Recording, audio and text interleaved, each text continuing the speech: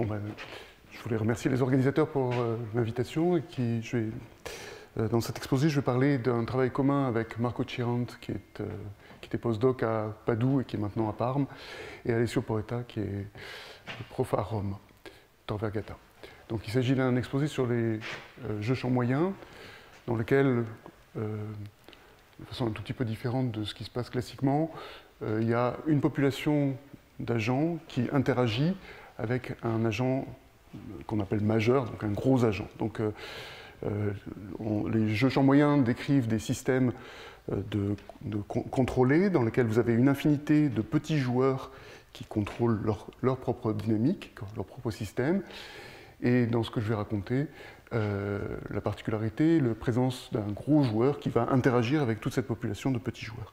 Alors pour fixer un peu les idées, je vais présenter de façon très informelle au début, sur les deux premiers transparents, le système à n joueurs dans lequel on voit le rôle du joueur majeur, sa dérivation formelle, et puis ensuite on analysera ce système limite et on expliquera comment le système à n joueurs converge vers le système limite. Donc, on regarde un problème contrôlé dans lequel vous avez grand N petits contrôleurs et un contrôleur majeur.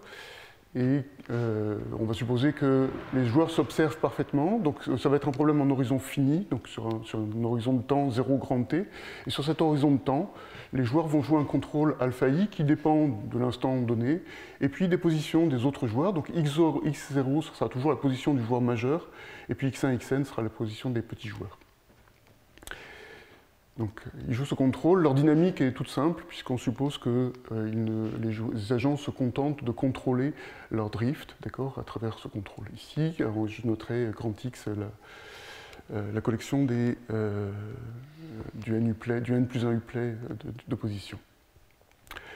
Et on a un problème de contrôle optimal. Donc, dans ce problème de contrôle optimal, on va distinguer les objectifs du petit joueur et du joueur majeur. C'est essentiellement là qu'on voit la différence entre le joueur majeur et les petits joueurs. Donc, pour les petits joueurs, l'objectif d'un petit joueur I, c'est d'optimiser une fonction de coût qui dépend, une fonction de coût courante, et puis une fonction de coût terminale, qui dépendent de la position du joueur majeur, de la position du joueur I, du contrôle du joueur I, et puis de la répartition empirique de tous les joueurs, sauf le joueur majeur et le joueur I. Donc cette mesure-là, donc c'est une fonction non locale qui dépend de la mesure qui est là, donc la mesure empirique, qui est la moyenne, donc ici, la moyenne des masses de Dirac centrées en xj pour j, qui est différent à la fois du joueur majeur et du joueur I. Donc, en ce sens-là, ce qu'on veut traduire par ce genre d'interaction, c'est le fait que le coût du joueur I dépend de façon majeure, de façon essentielle de la position du joueur majeur, de sa propre position, et de façon un peu moindre, disons, de la position des autres joueurs. Et en particulier pour le joueur I, tous les autres joueurs sont interchangeables. Okay, sauf le joueur majeur qui joue un rôle particulier. Pour le joueur majeur, il ne va voir que sa position à lui, son contrôle, et puis la densité empirique de la répartition des autres joueurs. Donc le joueur majeur ne distingue pas les autres joueurs. Okay. Et on veut comprendre ce qui se passe quand on passe à la limite dans ce genre de problème, quand le nombre de joueurs tend vers plus l'infini. Alors si on fait ça de façon un peu formelle, on sent bien que la répartition empirique devrait converger vers une répartition empirique de la totalité de la population, d'accord ? Et donc on devrait pouvoir remplacer ces objets-là par la mesure empirique de la population. De même, c'est assez naturel de penser que les contrôles sont à peu près symétriques pour le joueur I, les contrôles sont à peu près symétriques par rapport à la population, et donc, in fine, le contrôle du joueur I devrait dépendre de x0, de xi, et puis de la répartition des autres joueurs. Donc c'est exactement ce que je raconte là. Donc maintenant, je passe à la limite de façon complètement formelle, puis l'objectif de l'exposé sera expliquer un peu comment on peut passer à la limite justement dans ce système. Donc formellement, on se retrouve avec un nombre infini de joueurs qui va être représenté par une distribution qui s'appelle M, qui dépendra du temps, et puis dans lequel les petits joueurs interagissent avec le joueur majeur. Les contrôles en feedback deviennent, comme je l'ai expliqué il y a une seconde, des objets pour les petits joueurs qui dépendent du temps de la position du gros joueur, de la position générique du petit joueur, et puis de la mesure de la masse M à l'instant T. Et puis pour le joueur majeur, ça dépend essentiellement de sa position, puis de la répartition des joueurs. Les dynamiques les dynamiques associées sont assez naturelles. Donc pour les petits joueurs, on se retrouve avec une dynamique dans laquelle le drift est donné par alpha t, mais on voit bien qu'ici, le m de t, il va falloir le définir.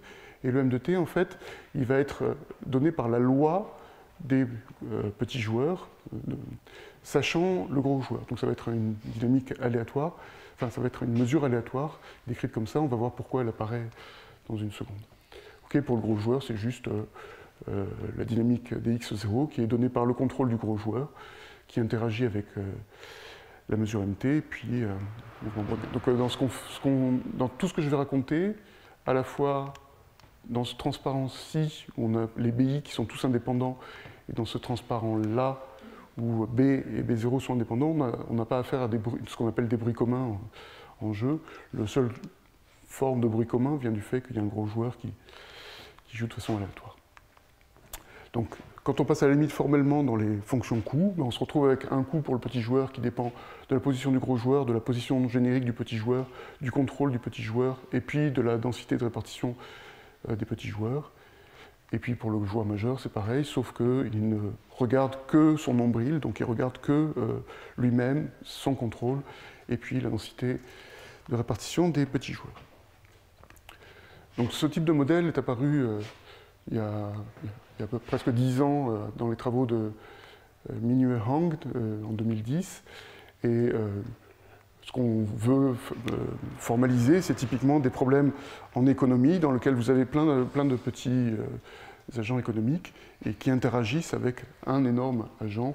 Donc, en particulier, Lasry Lyons parle souvent de modèles d'économie du pétrole dans lequel vous avez l'OPEP qui joue le rôle d'un joueur majeur et puis vous avez tous les petits producteurs qui interagissent et qui sont obligés de regarder un peu ce que fait l'OPEP pour agir de façon optimale.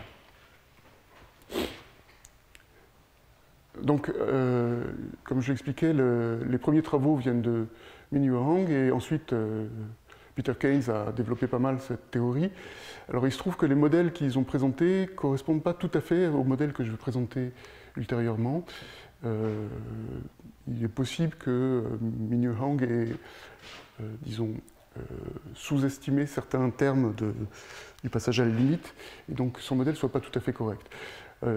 Donc je vais essentiellement parler d'équilibres de Nash dans ces jeux, c'est-à-dire des équilibres dans lesquels quand un joueur dévie, ne fait pas ce qu'il est censé faire, son paiement est moins bon.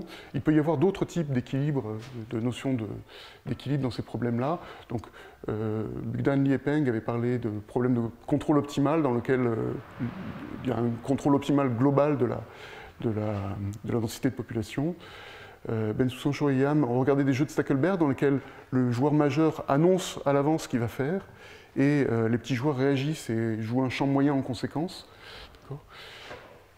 Je peux parler aussi des travaux de Elie Mastroia Posamay dans lesquels qui ont affaire à des modèles de principal agent qui sont assez proches des jeux de Stackelberg en fait. Il y a pas mal de littérature après. Donc toute cette littérature que je viens de citer à l'instant regarde des problèmes d'équilibre qui sont un peu différents des jeux des équipes de Nash. Donc les équipes de Nash ont été traitées d'abord par Gang et ensuite ils ont été revisités par Carmona et ses co-auteurs dans une approche probabiliste que je vais détailler dans une seconde. Donc je pense que c'est dans ces travaux qu'on trouve en premier une formulation correcte du problème, en tous les cas pour les équipes de Nash. Et récemment, donc, dans un compte-rendu à l'Académie des sciences, Jean-Michel Lasry et Pierre-Louis Lyons ont revisité ce problème-là par une approche EDP, donc faisant intervenir la master equation que je présenterai dans une seconde. Alors, a priori, une des motivations premières de notre travail, c'était de comprendre quel était le lien entre l'approche probabiliste et l'approche EDP, qui ne se ressemblent pas du tout. Donc, j'expliquerai un petit peu pourquoi est-ce que ces deux objets-là sont fortement liés. Ok, donc l'objectif de cet exposé, c'est d'expliquer la notion d'équilibre de Nash dans ces jeux dans ces jeux avec champ moyen avec un joueur majeur, et aussi montrer que ce qui se passe quand le nombre de joueurs tend vers plus l'infini, montrer qu'effectivement, quand on regarde le système de Nash à n joueurs et qu'on passe à la limite quand le nombre de joueurs tend vers plus l'infini, on tombe bien sur ce système que j'ai décrit un peu formellement jusqu'à présent. Ok, donc je vais d'abord, pour faire ça, j'aurai besoin d'un peu de calcul différentiel sur l'espace de mesure, donc je vais rapidement rappeler comment ça fonctionne. Je rappellerai l'approche de Carmona et ses co-auteurs, et puis de Lasry-Lyons, et je montrerai que les deux objets coïncident. Ensuite, je parlerai de la limite du jeu à n joueurs, et enfin, je passerai peut-être un peu plus de temps là-dessus, en fait, tous ces résultats ici reposent sur l'hypothèse qu'il existe une solution à une équation posée sur l'espace de mesure qu'on appelle la master equation, et la dernière partie sera consacrée à expliquer comment on construit des solutions à cette master equation. En fait, la partie principale du travail est dans ce dernier item. Ok, alors un peu de calcul sur l'espace des mesures. Donc on travaillera toujours sur l'espace des mesures de probabilité borélienne qui ont un second moment fini, et on travaillera avec la distance de Wasserstein, qui est définie ici.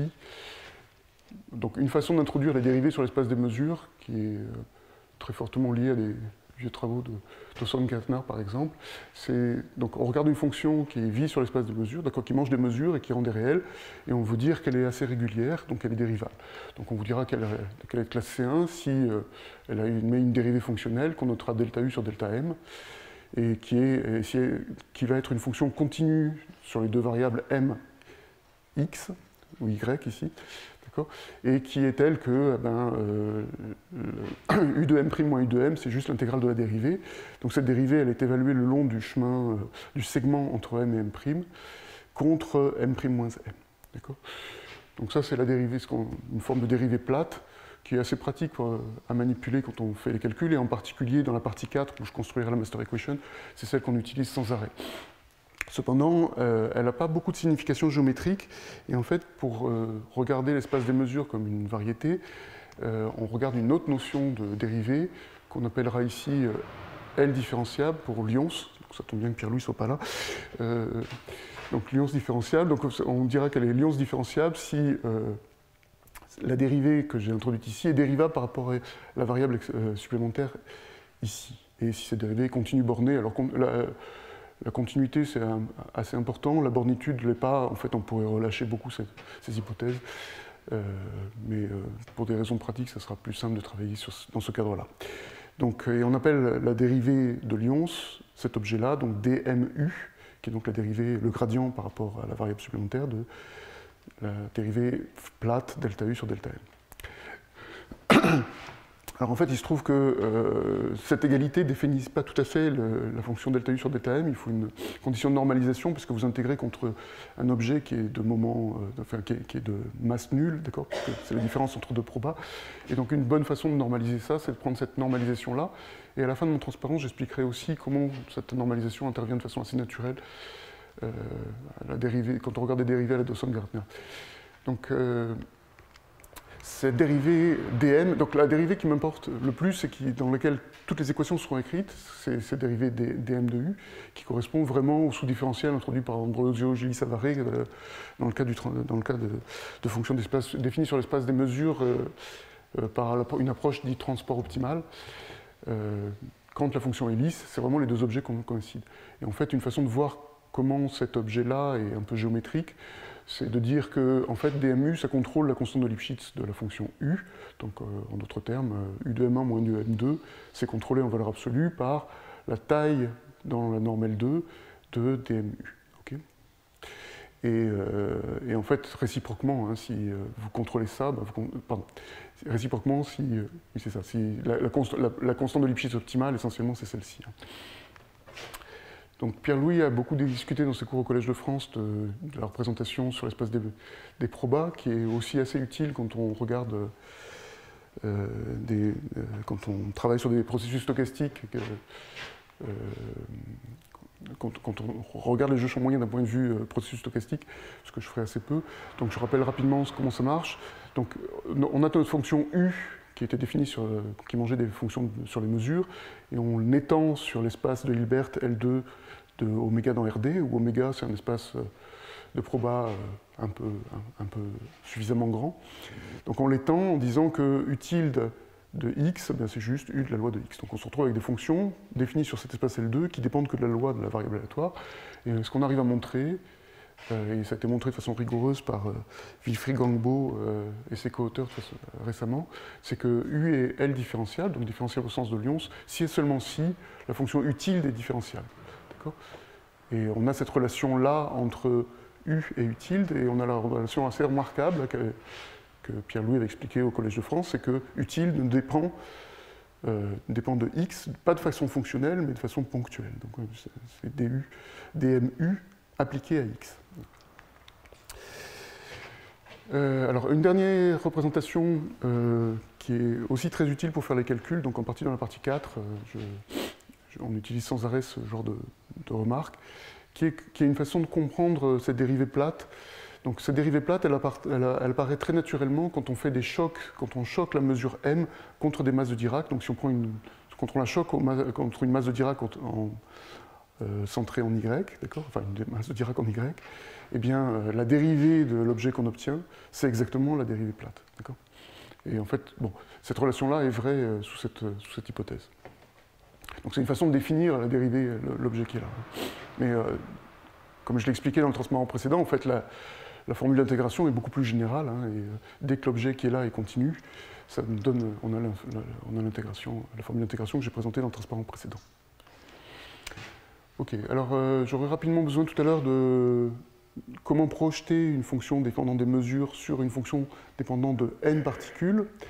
Donc maintenant, je prends U, une fonction définie sur l'espace des mesures, je regarde n particules, x1, xn qui vise sur Rd, je regarde la mesure empirique associée, je regarde la fonction U définie sur cette mesure empirique, et je me demande dans quelle mesure c'est dérivable, et en fait on a les relations qui sont là, d'accord. Donc la fonction, si U est suffisamment régulière, alors la fonction un associée est de classe C2, et on a des relations comme ça qui lient les dérivés de un aux dérivés de U. Donc ça c'est des objets dont on va beaucoup se servir quand on montrera quand on passera la limite dans le jeu à n joueurs, on utilisera ce genre de fonction. Bon, je saute la preuve. Un dernier point pour expliquer un tout petit peu les calculs que je vais faire tout à l'heure. Une autre façon de regarder les dérivées, c'est de regarder l'évolution de U le long de le flot de mesure donné par l'équation de Fokker-Planck qui est là. Donc ici, c'est vraiment l'équation de Fokker-Planck, l'équation de Kolmogorov associée au drift B et au mouvement brownien, d'accord. Donc si on regarde cette équation-là, alors on peut montrer que si U est dérivable, on a ce type de relation, donc U de mt est dérivable, et on a le terme qui est là, qui vient du mouvement brownien, donc du Laplacien, hein, qui est une forme d'intégration par partie d'ordre 2 du Laplacien, et puis le terme qui est là, qui vient du drift. Et la preuve est essentiellement élémentaire, donc je vais la sauter ici. Bien, donc ce que je veux raconter maintenant, c'est revenir à mon problème de jeu champ moyen avec une infinité de joueurs et un joueur majeur, et puis présenter les deux approches qui ont été introduites par Carmona et ses co-auteurs d'une part, et puis par Lasry-Lyons d'autre part. Donc, je rappelle un peu les notations. Donc, x, ce sera la position d'un joueur typique, x0, ce sera la position du gros joueur, du joueur majeur, et m, ce sera la distribution des joueurs des petits joueurs. La position initiale des petits joueurs, la distribution initiale des petits joueurs est donnée par mu0. Et je vous rappelle qu'on travaille en boucle fermée, c'est-à-dire que les stratégies des joueurs sont données respectivement pour les petits joueurs par une fonction qui dépend de x0, x et m, et pour le gros joueur par une fonction qui dépend juste de x0 et de m, les deux dépendant du temps. Donc ça c'est ce que j'ai écrit tout à l'heure, ça c'est les paiements des petits joueurs et les paiements des gros joueurs. Et maintenant ce que je vais expliquer, c'est ce que c'est qu'un équilibre de Nash pour ce jeu-là. Donc un équilibre de Nash, je vous rappelle que c'est un ensemble de stratégies, donc des stratégies pour des petits joueurs, une stratégie pour le gros joueur, qui sont telles que quand un des joueurs dévie cette stratégie, eh bien leur paiement augmente. Ici je travaille en termes de coût, hein, les joueurs vont chercher à minimiser, donc leur coût augmente. Donc leur paiement diminue. Donc, plus précisément, donc on va se donner, on dira qu'une paire alpha bar 0, alpha bar, donc on va supposer que tous les petits joueurs jouent la même chose, d'accord, donc jouent le contrôle alpha bar. Donc on dira que cette paire-là est un équilibre si, eh bien, d'une part, alpha bar est optimal pour tous les joueurs mineurs. Donc maintenant, on est dans un jeu champ moyen, c'est-à-dire que quand un joueur mineur dévie, d'accord, les autres joueurs ne voient pas son influence et donc ils ne vont pas changer leur contrôle. Et donc du coup, le champ moyen généré par ces contrôles ne va pas changer. Donc le coût du petit joueur va augmenter. Donc s'il joue alpha à la place de alpha bar, son coût va augmenter. J de alpha va être plus grand que J de alpha bar. Et on va calculer les trajectoires du joueur majeur et le champ moyen généré par tous les petits joueurs de la façon suivante. Donc le joueur majeur, il joue son contrôle optimal, dans lequel il y a le M bar T qui intervient. La dynamique champ moyen est donnée par l'équation de Kolmogorov, naturelle, avec comme drift le drift obtenu par le contrôle joué par tous les autres petits joueurs, d'accord, donc le alpha bar.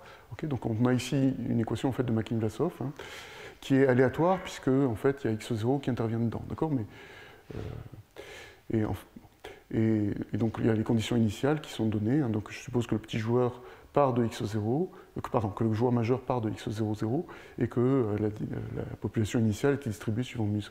Donc on se retrouve avec ce type de dynamique qui intervient ici dans le paiement. Donc ça, c'est ce qui se passe quand un des petits joueurs dévie. Et par contre, ce qui se passe quand le gros joueur dévie est très différent, parce que quand le gros joueur dévie, ce qui se passe, c'est que les petits joueurs observent cette déviation.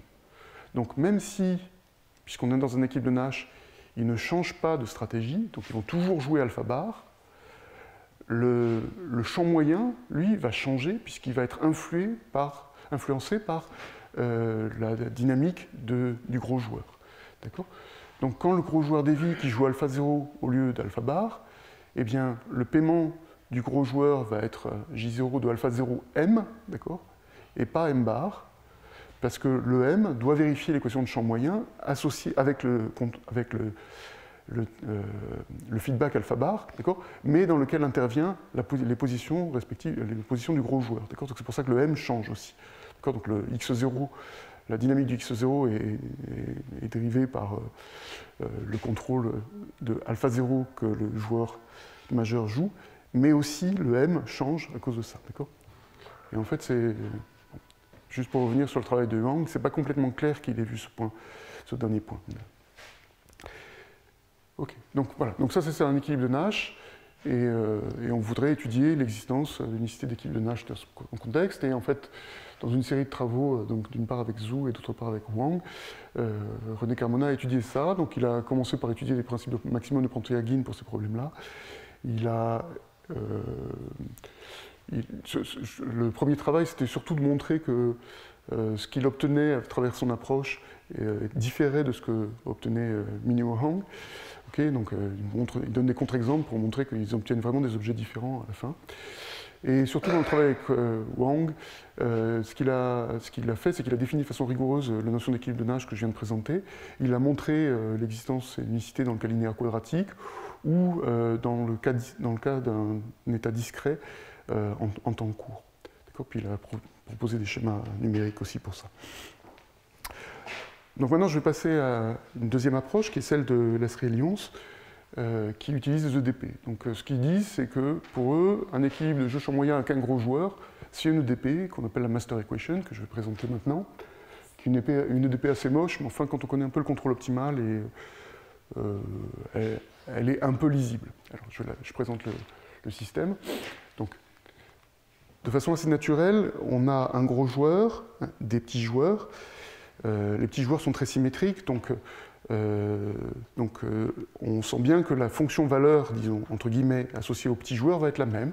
Donc on se retrouve avec un couple de fonctions scalaires, U0 et U, où U0 est en quelque sorte la fonction valeur du gros joueur, et U est la fonction valeur des petits joueurs. Il doit vérifier un système de DP, donc de deux système de 2 EDP qui est posé. Donc c'est 2 fonctions qui dépendent. Alors pour le gros joueur, elles vont dépendre du temps, de la position du gros joueur et de la mesure m, exactement comme les feedbacks, hein, d'accord, c'est assez logique, ça va ensemble. Et alors que la fonction valeur des petits joueurs dépend du temps, de la position du joueur majeur, puisqu'il l'observe, hein, d'accord, de sa position propre et puis de la mesure m. Donc le couple U0U vérifie ce système d'équations que ici j'ai écrit de façon rétrograde dans le temps, avec des conditions terminales qui correspondent aux coûts terminaux. La première équation, si on passe un tout petit peu de temps dessus, on remarque qu'on a une première série de termes qui est assez naturelle, qui est juste l'équation d'Hamilton-Jacobi habituelle, écrite de façon backward dans le temps, avec le hamiltonien habituel lié, par exemple, au lagrangien L0 qui définit le coût du gros joueur. Hein. Et puis on a 2 termes bizarres qui sont des termes d'interaction qui font intervenir les dérivés au sens des mesures que j'ai présentées tout à l'heure de la fonction U0. Et en fait, c'est les fonctions d'interaction des feedbacks optimaux. C'est ce qui modélise l'interaction entre le gros joueur et la masse des petits joueurs. D'accord ? Donc là, c'est l'impact du bruit idiosyncratique des petits joueurs. Et ça, c'est l'impact du feedback optimal des petits joueurs. Donc on verra, j'expliquerai dans une seconde que le feedback optimal, c'est ça en fait. Et pour les petits joueurs, c'est exactement la même chose, sauf que c'est un tout petit peu plus compliqué, puisque en fait, le gros joueur impacte la dynamique des petits joueurs. Et on voit que cet impact est ici, hein, puisque vous avez le feedback optimal du gros joueur qui intervient sur la dynamique du petit joueur. Mais sinon, autrement, la philosophie est la même. Vous avez ici la partie standard Hamilton-Jacobi, et puis l'impact du champ moyen sur la fonction valeur des petits joueurs. Ok, donc ce que Lasserie et Lyons ont expliqué dans leur compte rendu à l'Académie des sciences, c'est qu'ils ont montré l'existence en temps court et en espace discret pour cette master equation. Donc ça s'appelle la master equation. Alors il y a une incohérence, ça devrait être grand M, petit m. Bon. En fait, ils travaillent dans un cadre un tout petit peu plus généraux où les petits agents sont sujets à un bruit commun. J'en discuterai pas.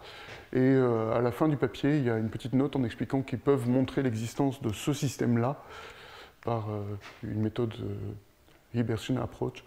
Okay, donc ce que je ferai à la fin, c'est j'expliquerai comment, par une autre approche, on peut montrer l'existence et l'unicité des solutions de ce système. Ok, alors quel est le lien entre... Donc j'ai présenté 2 approches, donc celle de Carmona et puis celle d'EDP de Lasserie-Lyons. Et on peut se demander quel est le lien entre les deux, qui n'est pas forcément limpide. Mais en fait, quand on connaît un tout petit peu le contrôle optimal et qu'on a un peu l'habitude de manipuler les équations sur l'espace de mesure, en fait, c'est juste un principe de vérification. Donc, c'est ce que j'explique ici, c'est que si vous avez une solution de la master equation, une solution régulière de la master equation, alors la paire alpha 0, alpha bar 0, la paire de feedback alpha bar 0, alpha bar, qui est donnée par les dérivés, donc les termes habituels quand on fait du contrôle optimal, donc la dérivée par rapport à P du hamiltonien, calculée le long des fonctions valeurs, d'accord ? Donc ces objets-là génèrent un équilibre de Nash pour le jeu au sens de Carmona de la rue. Et la preuve est assez simple. Je vais rapidement la faire parce que c'est la seule preuve à peu près accessible que je pourrais faire. Donc, je vais le montrer pour la partie un tout petit peu moins évidente qui est pour le joueur majeur. Quand le joueur majeur dévie, donc il va jouer alpha 0 à la place de alpha bar, eh bien on se retrouve avec cette dynamique, comme je l'expliquais tout à l'heure, où les petits joueurs jouent alpha bar, mais voilà, où les petits joueurs jouent alpha bar et où le gros joueur joue alpha 0. Je vous rappelle que alpha bar c'était donné, hein, c'est ce que dit le théorème, c'était donné par cette expression-là, que je mets ici. Et ensuite, donc, toujours par principe de vérification, hein, on calcule comment évolue la fonction valeur du joueur majeur le long de ce flot-là. Donc on fait du calcul, donc on utilise les formules que j'ai expliquées tout à l'heure, qui sont essentiellement des formules d'Ito, le long de ce flot. Donc vous avez la partie classique d'Ito, et puis vous avez vous avez l'impact de la mesure mt hein, qui évolue en temps, donc ça c'est l'impact du mouvement brownien des petits joueurs, et puis ça c'est l'impact du feedback qui est là. D'accord ? Et puis on se souvient de l'équation satisfaite par U0, alors que je vais pas réécrire, enfin je vais pas la rappeler, mais juste pour mémoire, il y avait ce terme-là, il y avait ce terme-là, puis il y avait ces deux termes-là dans cette équation, et en dehors de ça, il y avait juste le hamiltonien, d'accord ? Donc, en fait, quand on utilise l'équation satisfaite par U0, on se retrouve juste avec le terme qui est là, qui est celui-ci, hein, et puis le hamiltonien, d'accord ? Donc, on intègre en temps, donc on se retrouve avec l'espérance de G0 de x0mt, qui est rien d'autre, hein, par définition, que la valeur terminale de U0 calculée en ces points-là. Et donc quand on intègre en temps l'équation précédente, on se retrouve avec ça. Puis on utilise le fait que H0 est défini par une conjuguée de Funchal pour en déduire que cet objet-là est toujours plus grand que ça, c'est toujours plus grand que L0 calculé au bon point. D'accord ? Et en fait, on a une égalité ici, si bien le alpha 0, en fait, c'est alpha bar 0, d'accord, que j'ai défini dans la proposition. Ok, donc une fois qu'on a ça, ben, on réarrange un peu, et puis on montre que du coup, J0 de alpha 0, c'est forcément plus grand que J0 de alpha bar. Voilà, donc ça finit la démonstration, qui est vraiment juste un principe de vérification, mais différence avec les principes de vérification habituels, c'est que celle-ci, c'est un peu sur l'espace des mesures. Ok, donc maintenant le problème de jeu à n joueurs, et la limite du jeu à n joueurs quand n tend à plus l'infini. Alors jusqu'à présent, je n'ai pas défini ce que c'était qu'un équipe de Nash pour un jeu à n joueurs. Il y a plusieurs façons de faire ça. Je vais utiliser l'approche EDP hein, en regardant les fonctions valeurs essentiellement associées aux n joueurs. Donc je suppose que j'ai grand N petits joueurs, un joueur majeur, et puis je répète le transparent que j'ai mis en tout premier, dans lequel je disais que les joueurs jouent en feedback et que leur paiement est donné par ces deux expressions, donc par rapport à transparent précédent, la seule chose qui change, c'est qu'on a la mesure empirique ici, la distribution empirique des petits joueurs, à la place de la distribution empirique, à la place de la distribution complète la distribution des nombres infinis de joueurs dans le transparent précédent. Donc, pour étudier ce problème-là, donc on va regarder les fonctions valeurs associées à ces joueurs-là, et il est connu que les fonctions valeurs satisfont un système d'équations d'Hamilton-Jacobi. Donc ici, on a n plus 1 joueur, donc on aura n plus une équation pour chacune des fonctions valeurs. Donc c'est un système qui est assez moche, mais enfin bon, qui prend la tête suivante. Donc on a ici la partie Hamilton-Jacobi habituelle, d'accord, où la fonction valeur, donc ici UN0 c'est la fonction valeur du gros joueur, UNI c'est la fonction valeur des petits joueurs. UN0 est impacté par tous les mouvements browniens de tous les petits joueurs, et puis vous avez la partie Hamilton-Jacobi habituelle, et puis vous avez l'impact des dynamiques optimales des petits joueurs sur la fonction valeur du gros joueur. Donc ça c'est pour le gros joueur, et pour le petit joueur c'est presque la même chose, sauf que je suis obligé de séparer pour des raisons techniques l'impact du gros joueur sur les petits joueurs, d'accord. Il y a ce terme-là qui est exactement symétrique à celui-là, d'accord. Donc en fait la seule différence entre cette partie-là du système et celle-ci, c'est à travers l'impact l'impact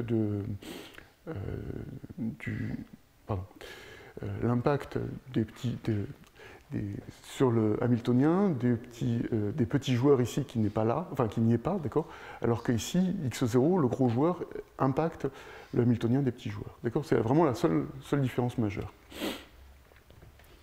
Et on se demande, et c'est ce que je vais expliquer, dans quelle mesure ce système-là converge vers la master equation que j'ai présentée tout à l'heure. Okay, donc, en fait, l'intérêt majeur d'écrire ce système, c'est qu'il donne la façon optimale pour les joueurs de jouer. Alors, avec des hypothèses adéquates, il se trouve que ce système-là a une unique solution. C'est à nouveau un système backward, hein, donc avec des données terminales. Donc, je ferai des hypothèses de croissance gentilles sur H qui garantissent que ce système-là admet une unique solution. Et dans ce cas-là, on peut montrer que alpha bar 0 et alpha bar i, qui sont définis par les dérivés des hamiltoniens habituels, d'accord, vous donnent un équilibre de Nash du système. Okay. Et ce qu'on a montré avec Marco Cirante et Alessio Perrotta, c'est comment quantifier la convergence de ces fonctions valeurs UN0 et UN0i vers la solution de la master equation. Alors précisément, on suppose ici qu'on a une solution classique de la master equation. On suppose que H0 et H sont régulières et globalement Lipschitz, ce qui est un peu triché. Et on peut quantifier la convergence comme ça. Donc essentiellement, la convergence, c'est en C sur n-1, donc en 1 sur n, 1 sur grand n. Okay, donc on a cette convergence-là.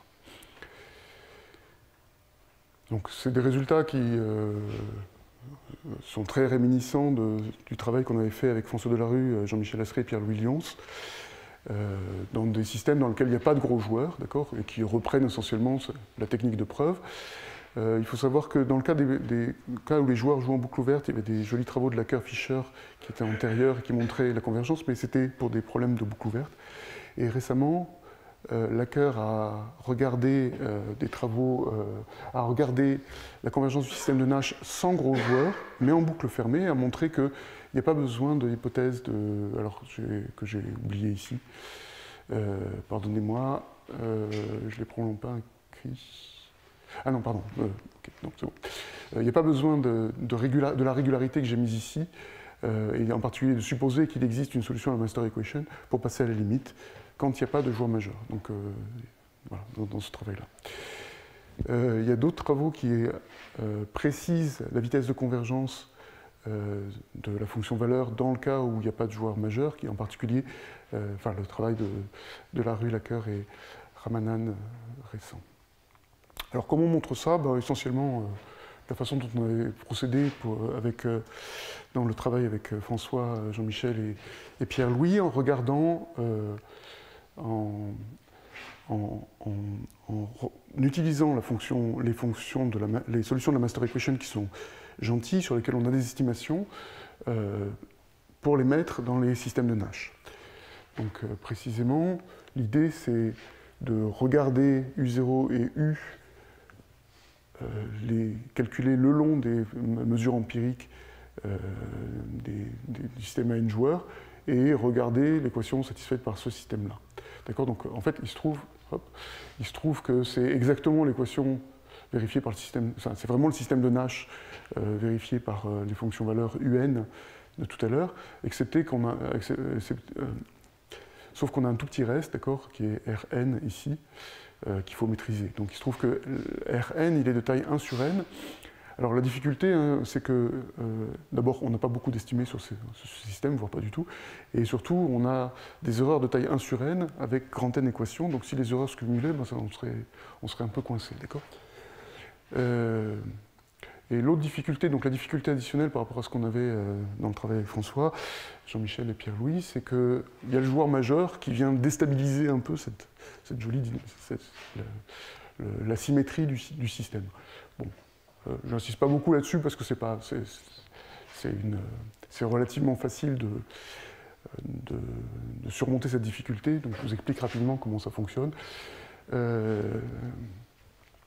Donc on regarde. Ok, donc je regarde la dynamique optimale pour le système à n joueurs, donc le système de Nash à n joueurs. Donc on regarde cette dynamique-là, et on va développer la fonction valeur issue du système de Nash à n joueurs, et puis la fonction valeur issue de la master equation le long de ces trajectoires. Donc quand on fait un peu de calcul comme ça, on se retrouve avec une inégalité de ce type, avec des inégalités de ce type-là pour le système à n joueurs, pour le gros joueur, pardon. On se retrouve avec un système qui lie, donc on développe cette fonction-là, d'accord. Donc UN0S, c'est la fonction valeur, c'est la solution de la master equation, U0 évaluée le long de la mesure empirique, le long de ce flot-là, d'accord. Quand les mesures empiriques sont évaluées ici. Et ça, c'est le système de Nash. Okay. Donc on se retrouve avec un joli terme qui est celui-là, qui vient des bruits idiosyncratiques. Et puis on se retrouve avec deux termes, l'un qui est pas trop moche, qui est celui-là qui, normalement par Grandval, devrait être mangé par ce terme-là. Et puis on se retrouve, évidemment, il y a l'impact des petits joueurs qui vient ici et qui est un peu pénible à manipuler. Et puis, il y a de façon similaire, quand on développe les fonctions valeurs pour les petits joueurs le long de cette trajectoire-là, on se retrouve avec les bons termes, les termes qui devraient disparaître par grande morale, et puis il y a un impact du gros joueur. Et donc, ce qu'il faut comprendre, c'est comment interagissent ces deux objets.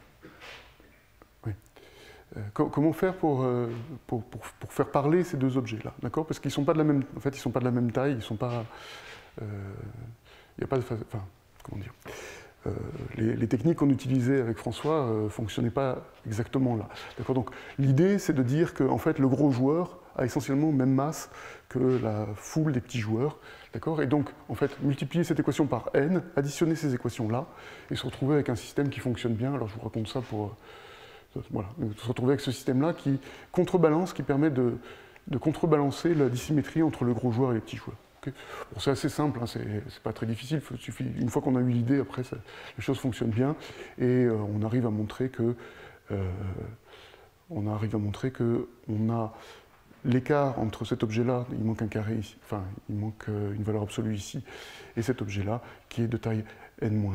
D'accord? Donc ça donne le résultat pour la fonction valeur pour le gros joueur, et vous faites la même chose pour le petit joueur.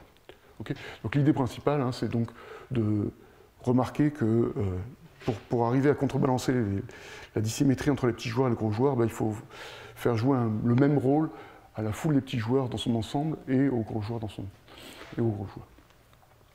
Ok, donc la partie difficile de notre travail, c'est la master equation.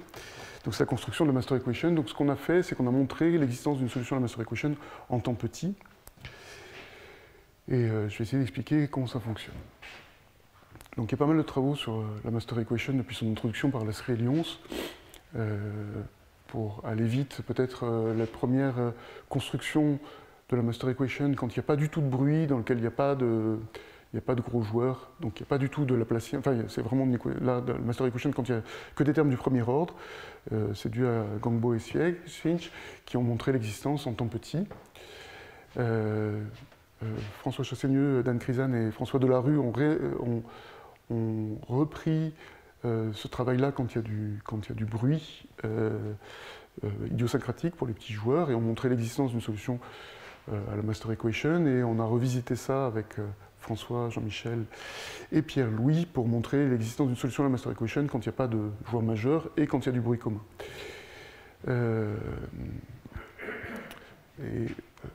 J'en profite pour faire un peu de pub pour le livre de René Carmona et François Delarue qui revisite aussi cette approche pour des systèmes un peu plus généraux. En particulier, on avait écrit le papier qui est là dans le cadre du TOR, ce qui n'était pas très malin, et la généralisation à RD est faite dans le papier qui est là, dans le livre qui est là. Donc là, ce qu'on voudrait comprendre, c'est comment fabriquer des solutions à la master equation ici.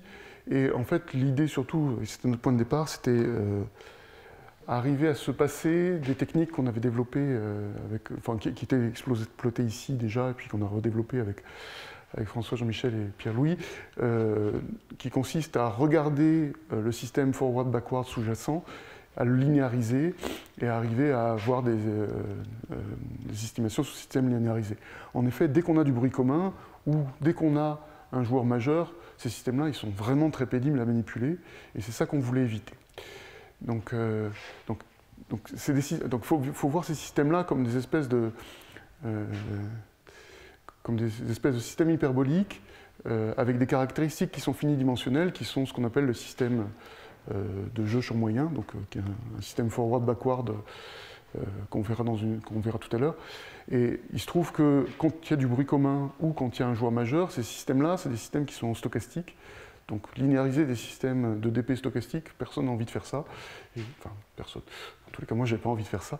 Et c'est pour ça qu'on a été revisiter un peu l'approche qu'on avait faite pour éviter ce genre de problème. Donc l'idée centrale de notre papier, c'est d'utiliser le fait que, bon, quand il n'y a pas de bruit commun, et que la master equation, on sait à peu près manipuler ça, alors effectivement par les méthodes de caractéristiques, et puis quand on rajoute du bruit commun ou quand on rajoute un joueur majeur, eh bien on va traiter la master equation comme une perturbation du système sans bruit commun et sans joueur majeur. Donc j'explique ça dans le cas du joueur majeur, mais ça marche pareil dans le cas du bruit commun. Donc l'idée c'est de découpler l'équation, donc là je réécris mon système d'équations avec bruit commun. le découpler en deux parties, et chacune des parties étant indépendante, qu'on sait traiter. Et puis après ça, on va utiliser un schéma de Trotter-Kato pour joindre ensemble les deux parties. Donc, dans cette partie-là, je garde les termes bleus, et ces termes bleus, donc pour ceux qui connaissent un peu, c'est vraiment la master equation sans bruit commun, la plus simple du monde, d'accord, qu'on sait traiter. Okay. Donc ici, ce que j'ai fait, c'est que j'ai fixé x0, d'accord. Je travaille à x0 fixé, puis je regarde l'équation qui reste. D'accord, donc il me reste cette master equation.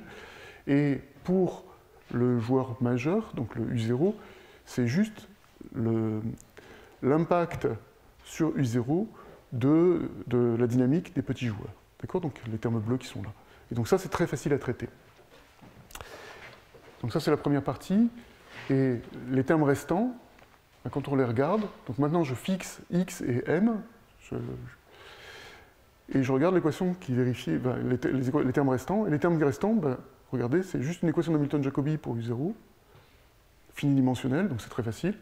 Et puis, pareil, pour grand U, alors c'est pas tout à fait une équation c'est une équation de transport, c'est encore plus, quelque part c'est encore plus simple, sauf que vous avez l'impact de dx U0 dedans. D'accord ? Donc vous voyez que si on regarde ça comme ça, on se rend compte qu'il y a un découplage complet entre une équation, une master equation assez simple, sans bruit commun, sans rien, avec son impact sur U0, et puis une équation de Hamilton-Jacobi. Okay, et donc toute l'idée, c'est d'utiliser ce découplage-là pour faire un schéma de Trotter-Kato, donc itérer les deux opérateurs que j'ai mis en bleu, donc celui-là et celui-là, très vite, pour obtenir la solution de la master equation.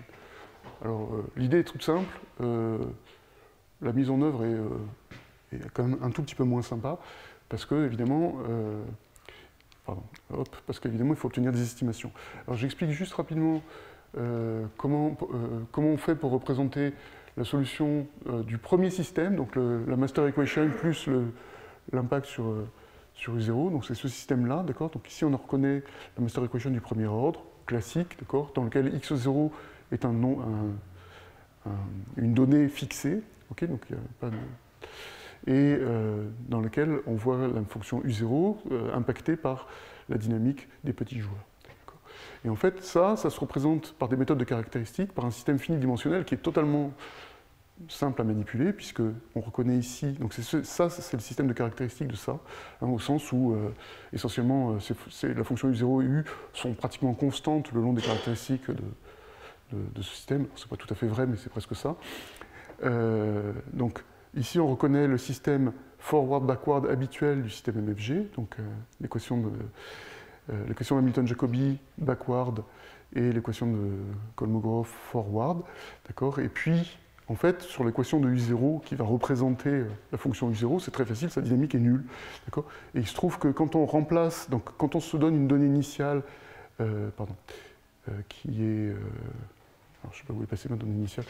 Donc, quand on se donne une donnée initiale T0, M0 pour la masse des petits joueurs, d'accord, qu'on résout ce système-là sur l'intervalle de temps T0 grand T, et qu'on calcule, qu'on définit U0 comme ça et grand U comme ça, et bien le U0 grand U devient solution de ce système-là, d'accord. Donc ça, c'est l'idée centrale. Et vous voyez, il n'y a pas beaucoup de... Enfin, essentiellement par rapport à ce qu'on avait fait pour traiter la master equation qui est ici, il n'y a essentiellement rien d'autre que rajouter cette dynamique-là. D'accord. Alors, je passe ça. Donc, ce qui est un peu compliqué, c'est d'avoir des estimations. Donc, comment on fait un schéma de Trotter-Kato? On va répéter à plusieurs reprises, on va répéter sans arrêt, on va itérer sans arrêt ces schémas-là, et donc les erreurs qu'on fait, donc les pertes de régularité qu'on fait vont se cumuler, d'accord. Et pour que ça se cumule correctement, il faut absolument qu'on garde un contrôle fin de cette erreur, et il faut absolument donc que l'erreur soit de taille h, si notre schéma de Trotter-Kato est de taille 1 pas h, d'accord. Et ça, c'est la grosse difficulté du système. Je ne vais pas l'expliquer parce que c'est vraiment... c'est 70 pages de calcul, c'est vraiment pénible, mais ça se fait. Et en particulier, par exemple, pour la master equation avec bruit commun, ça simplifie quand même considérablement la preuve. Alors, il y a un défaut à la technique, c'est qu'on sait montrer l'existence en temps petit, de solutions très régulières, et on ne sait pas trop étendre le temps. même pour la solution de la master equation du second ordre, dans lequel on a la monotonie, ça ne marche pas très bien. Voilà. Donc ça, c'était essentiellement le résultat pour la master equation avec Brikoma. Ok, donc pour résumer, donc ce qu'on a montré, c'est que je pense que maintenant on a une image à peu près convaincante de ce que doit être un équilibre de Nash pour les jeux champ moyen avec un joueur majeur, d'accord, puisqu'il y a au moins 3 définitions qui coïncident, donc celle de René Carmona, celle de Lasry Lyons, et puis la limite de jeu à n joueurs. Donc c'est raisonnablement vraisemblable que c'est la bonne notion d'équilibre. Et puis, surtout, la grosse partie de notre travail, c'est la nouvelle construction de la master equation avec cette idée de schéma de Trotter-Kato qui fonctionne, là je l'ai montré sur la master equation avec le joueur majeur, mais elle fonctionne aussi très bien avec le problème, avec une seule population et un bruit commun, et je pense qu'on peut très bien joindre les deux, mais on ne l'a pas fait parce que c'est quand même déjà suffisamment pénible. Alors, quelques questions ouvertes sur ces problèmes-là. Donc, la question peut-être la plus importante. La question la plus importante sur le problème de joueur majeur, c'est trouver une condition de structure, une monotonie dans le cadre classique, qui garantirait l'existence en temps long de la solution de la master equation avec le joueur majeur. Et ça, on ne sait pas du tout faire, et c'est une question complètement ouverte.